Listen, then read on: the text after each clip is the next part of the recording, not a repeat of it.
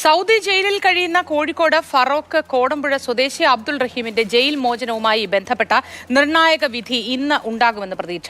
Saudi ബാലൻ മരിച്ച സംഭവത്തിൽ കഴിഞ്ഞ 18 വർഷത്തോളമായി റഹീം ജയിലിലാണ്. കൊല്ലപ്പെട്ട സൗദി ബാലന്റെ കുടുംബം മാപ്പ് നൽകിയതിനാൽ നേരത്തെ വധശിക്ഷ റദ്ദ് ചെയ്തിരുന്നു.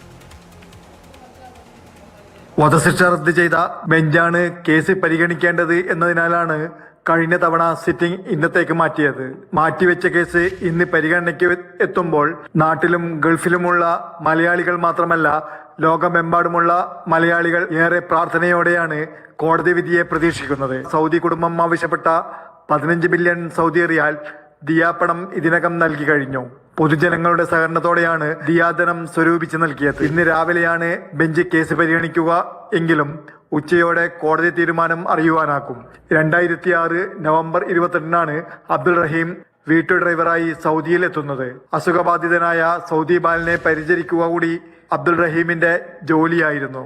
സൗദി ബാലനെ പുറത്തു കൊണ്ടുപോകുന്നതിനിടയിലുണ്ടായ കയ്യബദ്ധം സൗദി ബാലന്റെ മരണത്തിനും റഹീം ജയിലിലാകുവാനും കാരണമായി. വധശിക്ഷാ കേസുമായി കഴിഞ്ഞിരുന്ന റഹീമിനെ ജയിൽ മോചിപ്പിക്കുവാൻ ലോകമെമ്പാടുമുള്ള മലയാളികൾ ഒത്തൊരുമിച്ച് മോചനദ്രവ്യം നൽകി വധശിക്ഷയിൽ നിന്ന് ഇളവ് നേടിയിട്ടുണ്ട്.